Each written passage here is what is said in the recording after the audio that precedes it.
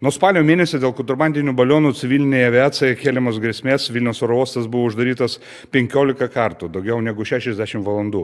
Buvo paveikta daugiau kaip 350 skrydžių ir apie 51 000 keleivių. Sutrikdyta šimtai skrydžių, patirti finansiniai ir reputaciniai nuostoliai valstybei. Todėl reikalinga greita, centralizuota, koordinuota reakcija institucijų bendradarbiavimas.